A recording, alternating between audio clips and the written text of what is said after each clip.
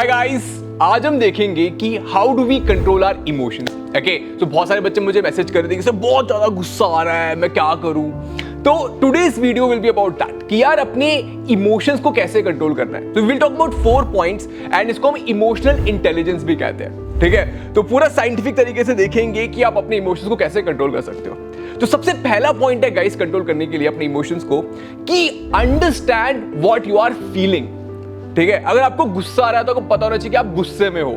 अगर आप सैड हो तो आपको पता होना चाहिए कि आप सैड हो। और अगर आप हैप्पी हो तो you have to be understand, you have to understand कि यार आप खुश हो अभी। फॉर एग्जाम्पल जैसे कि गुस्से में, ठीक है, अगर आपको पता नहीं है कि आप गुस्से में हो तो कई बार क्या होता है आप ऐसी चीजें बोल देते हो which you don't mean only. हुआ है आपके साथ? यस, मेरे साथ बहुत होता है कि गुस्से में आप कुछ ऐसा बोल देते हो जो आप मीन भी नहीं करते हो, वो दूसरे इंसान को बहुत ज्यादा हर्ट कर देता है। ठीक है, तो that is I would say very bad.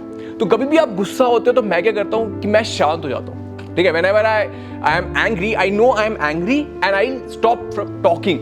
तो it protects me, मतलब it prevents me from saying something bad. Okay, so the first step is understanding कि आप गुस्से में हो, सैड। और एक और चीज आपने देखी होगी कि जब आप बहुत ज्यादा हैप्पी होते हो तो ये एंड अप मेकिंग प्रोमिसेस जिसको फुलफिल करना बहुत मुश्किल हो जाता है। तो ये आपने सुना होगा कि कहते हैं कि जब आप बहुत ज्यादा खुश होते हो तो आपको ऐसे प्रोमिसेस नहीं करने चाहिए विच यू डोंट मीन। ठीक है, so that is very important. So guys, first step of emotional intelligence is understanding कि आप क्या फील कर रहे हो।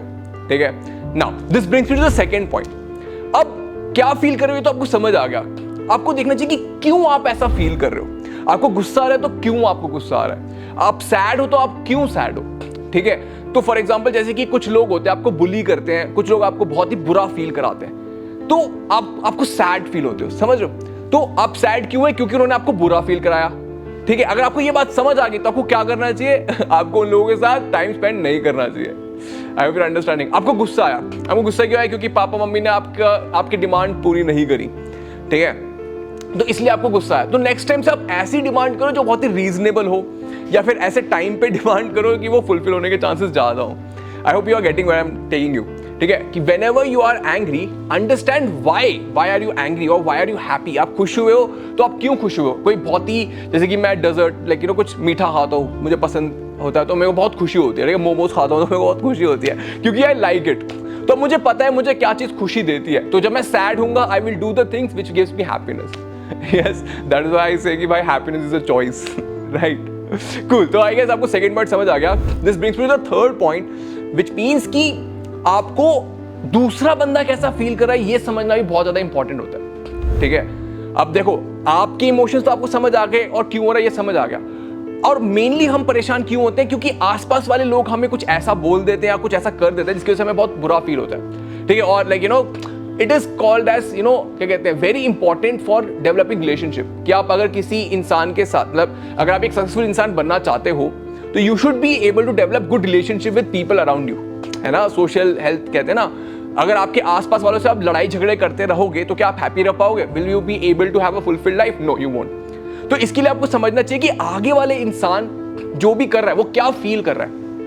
अगर आगे वाला इंसान सैड है तो वो सैड है, आपको पता होना चाहिए। आपको उसको और सैड नहीं कराना चाहिए। अगर आगे वाला इंसान गुस्से में है तो यू शुड नॉट पोक हिम। क्या पता वो आपको पंचिंग मार दे। ठीक है, तो you should not do all this things. समझ रहे हो? तो understanding what the other person is going through, इसको एम्पैथी भी कहते हैं। कि आप समझ रहे हो कि यार उसको क्या हो रहा है, व्हाट इज ही फीलिंग, है ना। तो अंडरस्टैंडिंग देयर इमोशंस, अगर आप ये इमोशन समझ जाओगे तो आपको फोर्थ स्टेप बहुत हेल्प होगा कि वो ऐसा क्यों फील कर रहे हैं। अगर कोई इंसान आगे वाला गुस्से में है तो वो क्यों गुस्से में, आपने कुछ ऐसा करा होगा। फॉर एग्जांपल जैसे कि मैं बता रहा था, आपके पेरेंट्स आपसे गुस्सा है तो वो क्यों गुस्सा है? क्योंकि आपने कोई ऐसी चीज करी है। ठीक है, आपने स्कूल में कोई शैतानी करी है, आपने होमवर्क नहीं करा है, या फिर आपके मार्क्स टेस्ट में कम नंबर आए हैं तो इसलिए वो गुस्सा है। ठीक है, अगर आप चाहते हो कि वो गुस्सा ना हो तो वो आप रेक्टिफाई कर लोगे। I hope you are understanding. So the fourth step is understanding why the other person is feeling so. Trust me guys, if you आप ये समझना शुरू कर लोगे कि आगे वाला इंसान आपको क्यों बोल रहा है कोई चीज या क्यों कर रहा है, तो ट्रस्ट मी आपकी रिलेशनशिप बहुत ही अच्छी हो जाएगी। जनरली होता है क्या ना, हमारी पूरी जिंदगी हमारे अराउंड रिवॉल्व करते हैं। हम सोचते हैं कि जो मैं चाहता हूं, है ना, वही हो, और हम बाकी लोगों को इतना कंसिडर नहीं करते। But the day you start doing it you will be at much more peace with yourself and with your surrounding। आपको समझ आएगा कि मम्मी पापा क्यों बोल रहे हैं कि आपको पढ़ लो, क्योंकि वो चाहते हैं आपकी जिंदगी अच्छी हो, इसलिए तो बोल रहे हैं। ठीक है. So guys, so understanding other people's emotions is a very important part of developing human relations. ठीक है, and trust me, it will be very helpful for your, क्या कहते हैं, करियर. क्योंकि आपके करियर में आपको लोगों से ही बात करनी होती है, तभी आप अच्छा परफॉर्म कर पाओगे. तो guys, that brings us to the end. एक बार रिवाइज करा देता हूँ. तो 4 steps for having emotional intelligence is, number 1, understanding how you are feeling, आपकी इमोशन क्या है at the moment. Number 2, understanding why are you having such an emotion, क्यों आप वो जो भी आप फील कर रहे हो वो फील कर रहे हो. ठीक है, व्हाई आर यू सैड और व्हाई आर यू एंग्री, उसके पीछे का रीजन क्या है.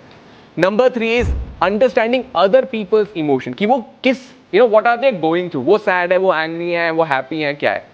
And fourth point is guys, understanding why are they happy, angry और sad, why are they experiencing that emotion. अगर आपके 4 चीजें समझ आ गई गाइस, ट्रस्ट मी, आप you will be a much more emotionally evolve person, और आपको आपकी सराउंडिंग्स अफेक्ट नहीं करेंगी.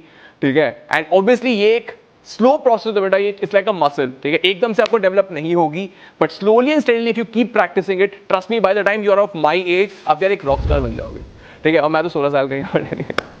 So guys, keep smiling. I'll see you in another video. Have a great day, and do not forget to subscribe Vedantu 91010. Okay, take care. Bye bye.